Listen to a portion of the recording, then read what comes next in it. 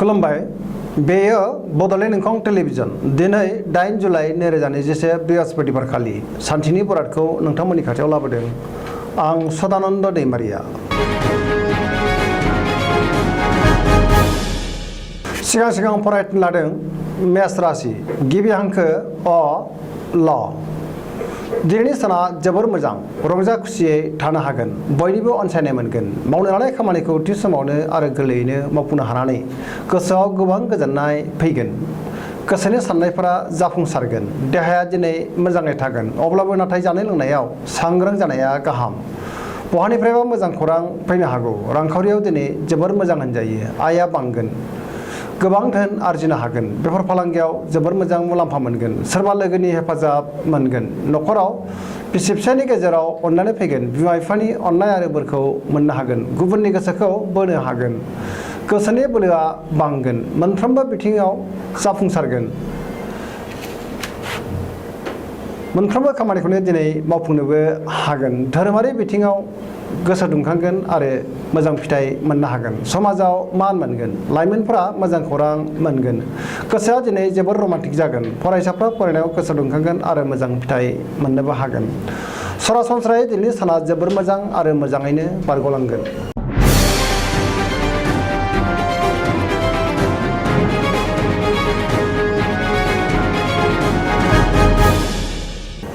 वृष राशि गिबि हांखो इ उ ब। दिनैनि साना जोबोर मोजां सोरबा लोगोनिफ्राय मोजां खौरां मोनगोन इयुनाव मोजां खामानिनि थाखाय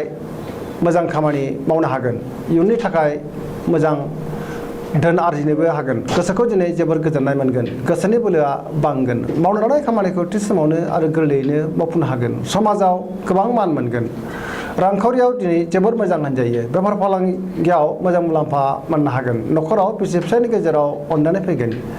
देहाया दिनै मोजाङै थागोन गुबुननि हेफाजाब मोनगोन जायखि खामानि मावा मानो दिनै गोरलैयैनो मावफुंनो हागोन सिगांनि बबेबा आद्रा खामानिखौबो मावफुंनो हागोन लोगोफोरनि अनसायनाय मोनगोन गोसोनि बोलोआ बांगोन फरायसाफ्रा फरायनायाव गोसो दुंखांगोन आरो मोजां फिथाइ मोननोबो हागोन गोसोनि साननायफोरा मोगथाङाव जाफुंगोन सरासनस्रायै दिनै साना जोबोर मोजां आरो मोजाङैनो बारग'लांगोन।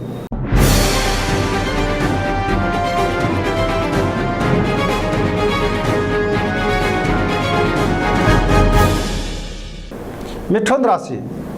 गिबि हांखो क स। दिनैनि साना जोबोर मोजां गोसोखौ जोबोर गोजोननाय मोनगोन गुबुननि थाखाय मोजां खौरां गुबुननि थाखाय मोजां खामानि मावनानै होनो हागोन देहाया दिनै मोजाङै थागोन अब्लाबो जानाय लोंनायाव सांग्रां जानाया गाहाम रांखावरियाव जोबोर मोजां होनजायो गोबां धोन आरजिनो हागोन बेफार फालांगियाव जोबोर मोजां मुलाम्फा मोनगोन नखराव अनलायनाय फैगोन आरो खुसिनि दैबो बोहैगोन समाजाव मान मोनगोन गोसोनि बोलोआ बांगोन मावनो लानाय खामानिखौ थि समावनो आरो गोरलैयैनो मावफुंनो हागोन गुबुननि थाखाय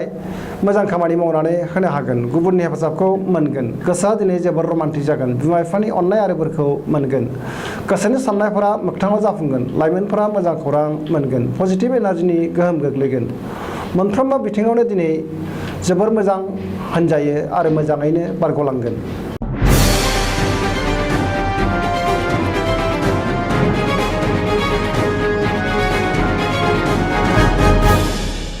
कर्कट राशि गिबि हांखो ड ड ह। दिनैनि साना जोबोर मोजां गोसोआव मोजां साननाय फैगोन मावनो लानाय खामानिखौ थि समावनो आरो गोरलैयैनो मावफुंनो हानानै गोसोखौ दिनै जोबोर गोजोननाय मोनगोन रांखावरियाव जोबोर मोजां होनजायो गोबां धोन आरजिनो हागोन मोननो गोनां धोनखौ दिनै मोननो हागोन बेफार फालांगियाव जोबोर मोजां मुलाम्फा मोनगोन देहाया दिनै मोजाङै थागोन अब्लाबो नाथाय जानाय लोंनायाव सांग्रां जानाया गाहाम सिगांनि बबेबा आद्रा खामानिखौ दिनै गोरलैयैनो मावफुंनो हागोन गुबुननि हेफाजाब मोनगोन नखराव अननानै फैगोन बिमा बिफानि अननाय आरो बोरखौ मोनगोन समाजाव मान मोनगोन फरायसाफ्रा फरायनायाव मोजां फिथाइ मोननो हागोन जायखि खामानि मावा मानो दिनै मोजाङैनो जाफुंसारगोन गोसोआ दिनै जोबोर रमान्टिक जागोन लाइमोनफोरा बहानिफ्रायबा मोजां खौरां मोनगोन गोसोनि साननायफोरा मोगथाङाव जाफुंगोन।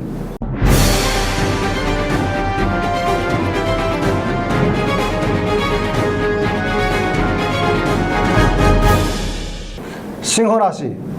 गिबि हांखो म ट दिनैनि साना जोबोर मोजां गुबुनजों बाख्नायजानानै गोसोआव जोबोर गोजोननाय फैगोन माबा मोनसे बेसेन गोसा मुवा मोननो हागौ पजिटिभ एनार्जिनि गोहोम गोग्लैगोन मावनो लानाय खामानिखौ थि समावनो आरो गोरलैयैनो मावफुंनो हागोन सोरबा लोगोनिफ्राय मोजां खौरां मोननो हागौ रांखावरियाव दिनै जोबोर मोजां होनजायो अब्लाबो नाथाय खरसायाबो बांगोन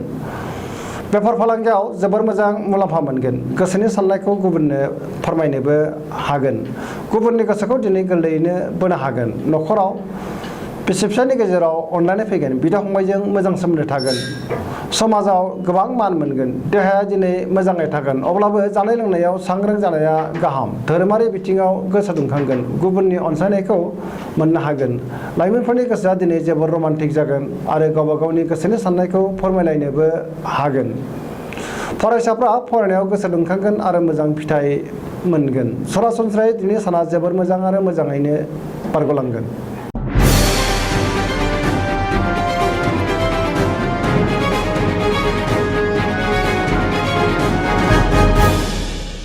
कन्या राशि गिबि हांखो प ट दिनैनि साना बारा मोजां नङा सोरबा सिनाय मोनै सुबुंजों थगायजानो हागौ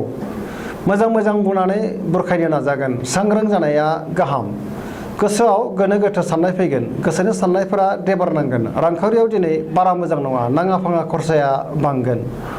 बेफार फालांगियाव खहा जानांनो हागौ देहाया दिनै मोजाङै थागोन अब्लाबो नाथाय जानाय लोंनायाव सांग्रां जानाया गाहाम हरखाबै सोरबा लोगोनिफ्राय गाज्रि खौरां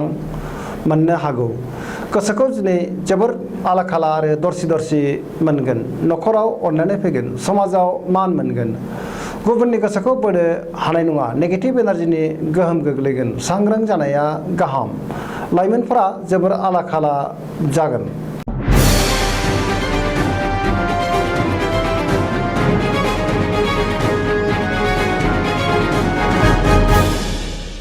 तुला राशि गिबि हांखो र ट दिनैनि साना मोजां आरो गाज्रिनि गेजेरजों बाबेनलांगोन गोसोनि बोलोआ लोरबां जागोन गोसोनि साननायफोरा देबारनांगोन मावनो लानाय खामानिखौ थि समावनो आरो गोरलैयैनो मावफुंनो गोब्राब जागोन देहाया दिनै मोजाङै थागोन अब्लाबो नाथाय जानाय लोंनायाव सांग्रां जानाया गाहाम रांखावरियाव बारा मोजां नङा आयनिख्रुइ खरसाया बांसिन जागोन मोननो गोनांखौ दिनै मोननो गोब्राब जागोन गोबां बिथिङाव आंखाल नुजागोन नखराव बिसि फिसायनि गेजेराव अनलायनाय फैगोन समाजाव मान मोनगोन बेफार फालांगियाव जोबोर मोजां मुलाम्फा मोननो हानाय नङा गुबुननि थाखाय खहा जानांनो हागौ गुबुननि गोसोखौ दिनै बोनो हानाय नङा लोगोफोरनि हेफाजाब लानांगोन गोसोखौ दिनै जोबोर आला खाला मोनगोन सोरनिबा सायाव गोबां रागा जोंफ्लांगोन गोसोखौ हमथानाया गाहाम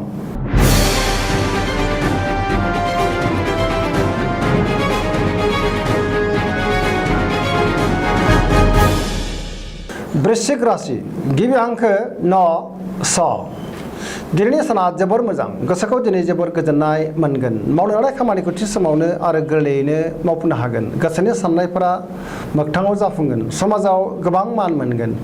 नखराव बिसि फिसायनि गेजेराव अनलायनाय फैगोन बिदा फंबायजों मोजां सोमोन्दो थागोन रांखावरियाव दिनै जोबोर मोजां होनजायो आरजिनाय धोनखौ दोनथुमनो हागोन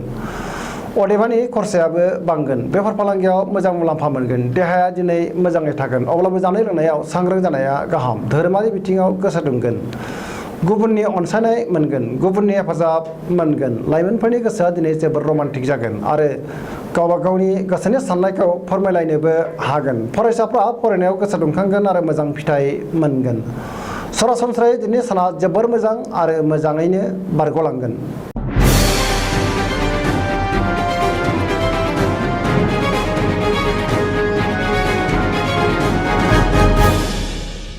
धनु राशि गिबि हांखो ढ फ भ दिनैनि साना जोबोर मोजां बयजोंबो अनसायजागोन गुबुननि थाखाय जोबोर मोजां खामानि मावनानै होनो हानानै गोसोखौ गोबां गोजोननाय मोनगोन गोसोआव पजिटिभ एनार्जिनि गोहोम गोग्लैगोन मावनो लानाय खामानिखौ थि समावनो आरो गोरलैयैनो मावफुंनो हागोन गोसोखौ दिनै जोबोर गोजोननाय मोनगोन गोसोनि साननायफोरा मोगथाङाव जाफुंगोन गोसोनि बोलोआ बांगोन रांखावरियाव दिनै जोबोर मोजां होनजायो अब्लाबो नाथाय खरसायाबो बांगोन मोननो गोनांखौ दिनै मोननो हागोन बेफार फालांगियाव जोबोर मोजां मुलाम्फा मोनगोन समाजाव मान मोनगोन देहाया दिनै मोजाङै थागोन अब्लाबो नाथाय जानाय लोंनायाव सांग्रां जानाया गाहाम न'खराव बिसि फिसायनि गेजेराव अननानै फैगोन बिदा फंबायनि हेफाजाब मोनगोन लाइमोनफोरनि गोसोखौ दिनै जोबोर रमान्टिक मोनगोन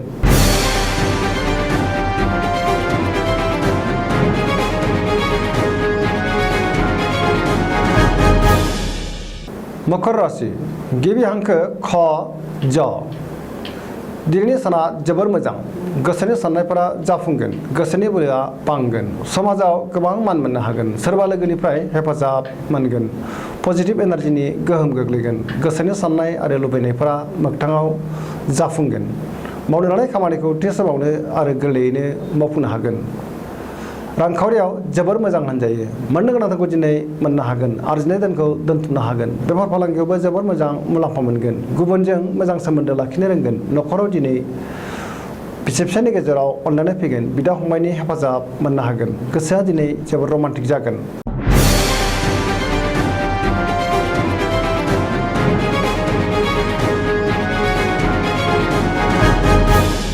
कुम्भ राशि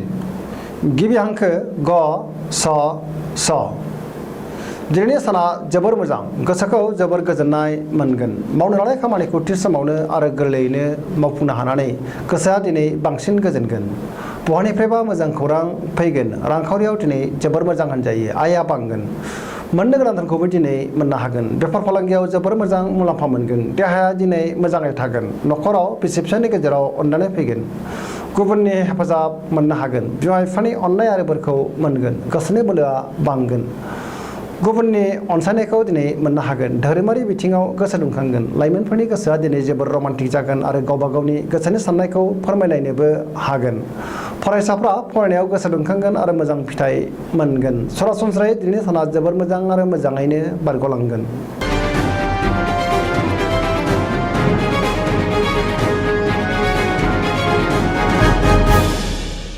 मीन राशि गिबि हांखो ड स दिनैनि साना जोबोर मोजां धोरोमारि बिथिङाव गोसो दुंखांगोन समाजाव गोबां मान मोनगोन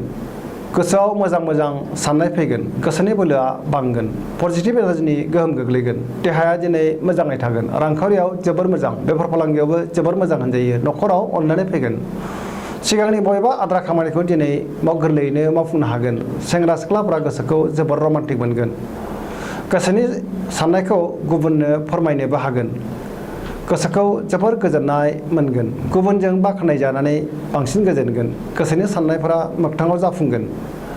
सरासनस्रायै दिनै साना जोबोर मोजां आरो मोजाङैनो बारग'लांगोन